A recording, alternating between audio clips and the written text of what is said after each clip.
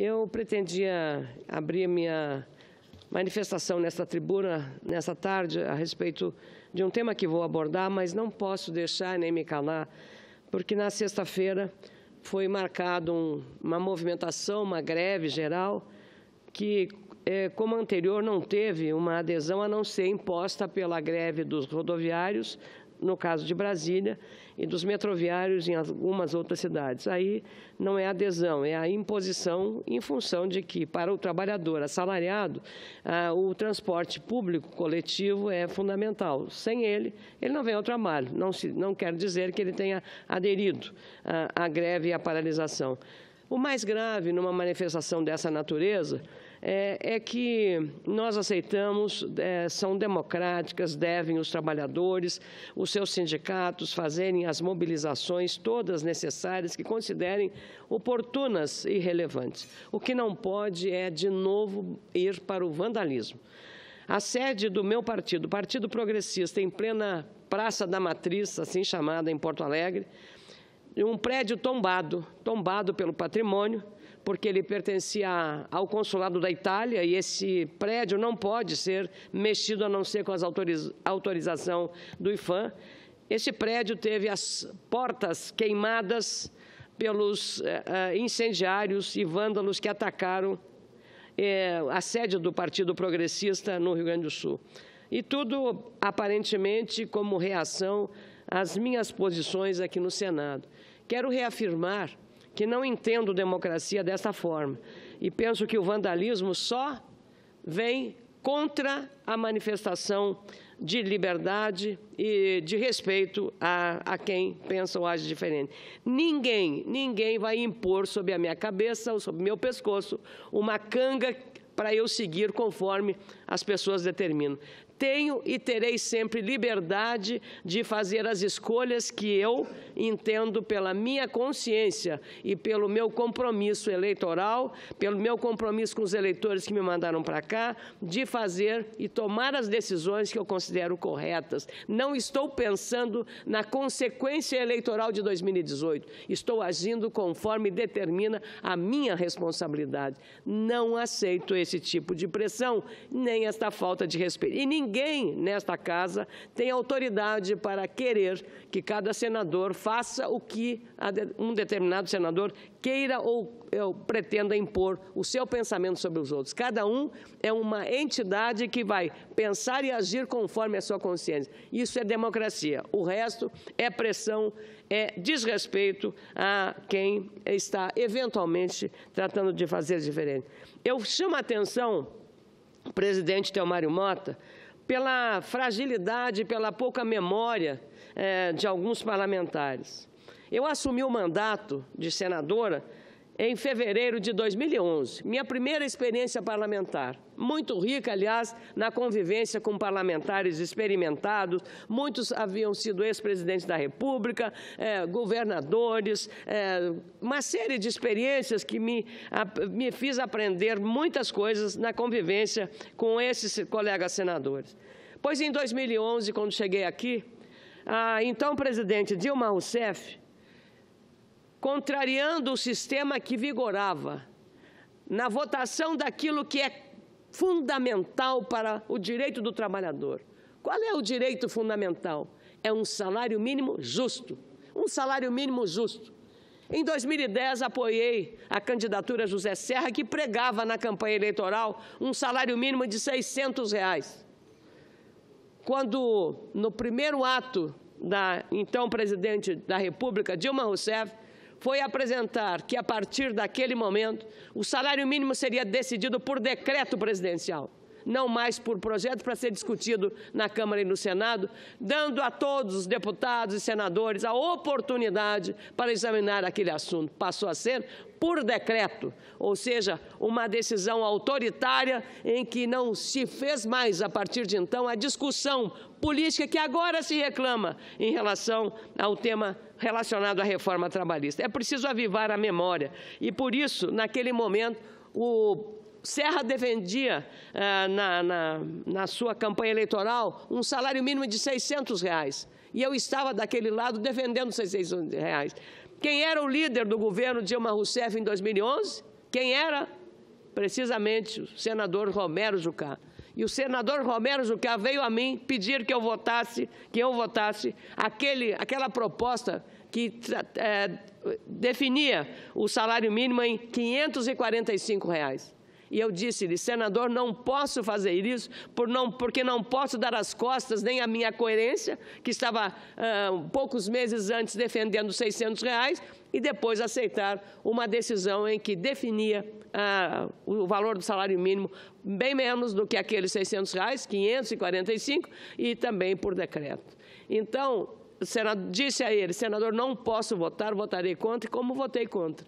E o salário mínimo é, sim, um dos princípios basilares do direito dos trabalhadores. Então, é preciso que a gente faça isso. Outra questão, senador Telmário Mota, eu sempre fui empregada, eu sempre tive patrões.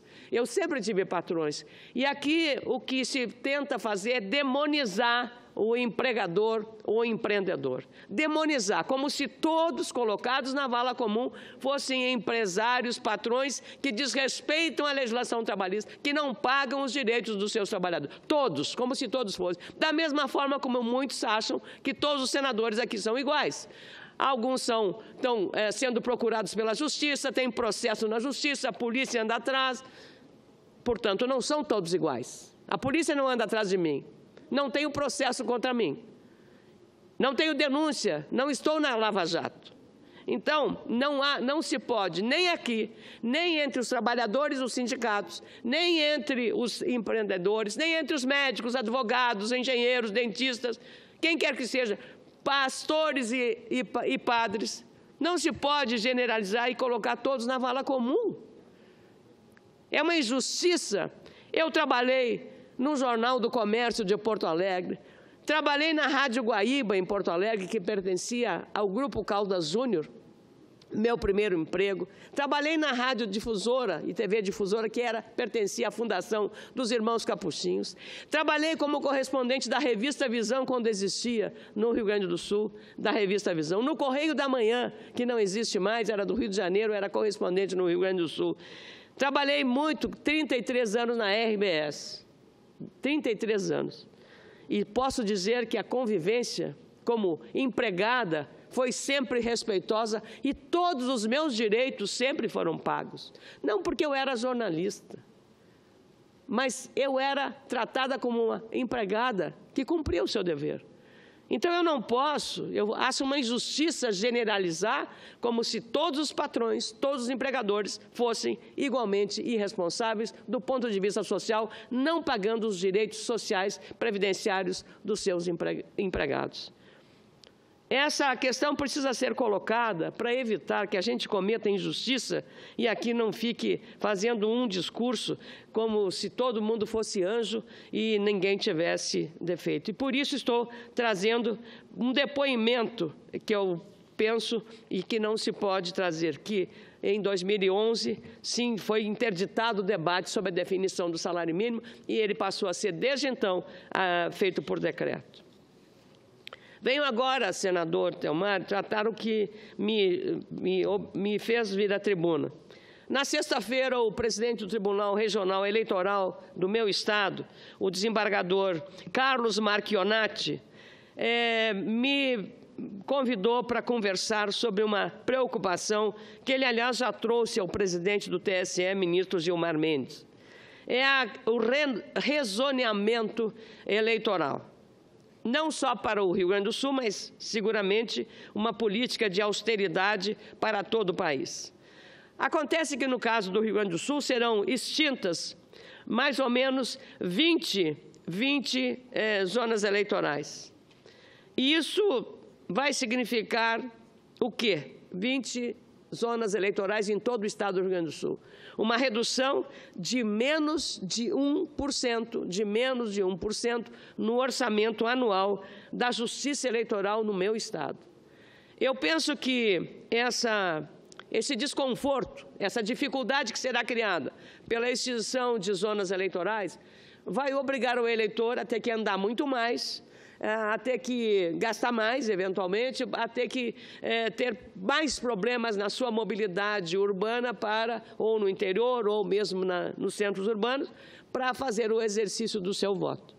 E aí me ocorre entender que, se na eleição de 2016, eleição municipal, já houve um número de abstenção muito elevado, a soma dos votos brancos, nulos e abstenções venceria o primeiro turno em 9 capitais. Então, se você cria mais dificuldades ainda, a minha compreensão é de que a tendência é de que se aumente ainda mais a abstenção ou a questão relacionada a votos brancos e nulos pela irritação do eleitor com essas modificações, não apenas com o cenário degradado que está na política brasileira, no sistema eleitoral brasileiro. Assim é que não há nenhum motivo em relação ao caso específico do Rio Grande do Sul. Apenas para ilustrar o que significa, e posso dizer que tenho muito interesse de falar sobre essas questões, porque sou autora de uma emenda constitucional que acaba com o voto obrigatório. Está já na CCJ tramitando, eu espero que tenha apoio. O voto obrigatório, na verdade, hoje já ele é facultativo, porque a multa é tão irrisória, e aí o aumento do número de abstenções e também de votos brancos e nulos é o que mostra isso. Então, como eu disse, na última eleição, nos maiores colégios eleitorais, o percentual de 17,58% das abstenções teve colaboração de algumas cidades em especial. Em 9 capitais, o número de votos brancos, nulos e de eleitores que não compareceram foi maior do que o número obtido pelo candidato que ficou em primeiro lugar. A situação aconteceu nos 2 maiores colégios eleitorais do país, como São Paulo, João Dória ganhou a eleição no primeiro turno com 3.085.187 votos. O número é menor, ou seja, o número de votos que o prefeito atual obteve é menor do que a soma de votos brancos e nulos e ausências na capital paulista, que chegou a 3.096.304 votos. No Rio de Janeiro, a situação também se repetiu. Mesmo que fossem somados os votos dos 2 candidatos que passaram para o segundo turno, o número ainda é menor do que votos inválidos e ausências. O total de brancos e nulos e abstenções no Rio foi de 1.866.621 votos. Marcelo Crivella, que acabou se elegendo com 842.201 votos, e Marcelo Freixo, que foram para o segundo turno com 553.424 votos, somam 1.395.625 votos. Assim é que, veja que a abstenção foi superada pelo número da soma dos votos dos 2 candidatos que foram ao segundo turno. Além de São Paulo e Rio de Janeiro, Belo Horizonte, Porto Alegre, a minha capital, Curitiba, Belém, Cuiabá, Campo Grande e Aracaju também tiveram mais votos inválidos do que o primeiro colocado nas eleições. No caso da minha querida capital, Porto Alegre, a gente pode verificar também que em Porto Alegre foram, na capital, 1.098.517 eleitores, a soma de votos brancos, nulos e abstenções, 382.532 votos. O primeiro lugar foi de Nelson Marquesan Júnior, o atual prefeito, que recebeu 213.646 votos. Portanto, um número menor do que o número de votos brancos, nulos e abstenções. Então, essa situação revela, caro presidente, que precisamos. Eu já pedi uma audiência com o presidente do TSE, Gilmar Mendes, para discutir em função do pequeno impacto que essa mudança, no caso do Rio Grande do Sul, representa sobre o orçamento da Justiça Eleitoral. E queria também, para terminar sobre esse tema, presidente Theomário Mota, lembrar que, quando discutimos aqui a reforma eleitoral, nós tratamos eu apresentei uma emenda que não foi acolhida, foi acolhida uma idêntica de um outro senador, que tinha mais nome, mais fama do que eu. Então, foi acolhida aquela emenda, que era idêntica à minha, e que tratava de estabelecer a impressão do voto nas eleições para um controle aleatório e uma fiscalização rigorosa para assegurar, primeiro, dar ao eleitor a segurança daquele voto. Muitas dúvidas aconteceram na eleição de 2014 e era preciso, portanto, ter-se uma nova sistemática. Muita gente começou a combater, inclusive ministros do Tribunal Superior Eleitoral, combater, imaginando-se que aí estaria se vendendo o voto, absolutamente uma desinformação muito grande de pessoas que deveriam entender que estava tão somente usando a tecnologia para que a própria urna eletrônica, que é eletrônica, tivesse um dispositivo tecnológico que imprimisse o voto e ali ficasse impresso. O eleitor, quando fosse olhar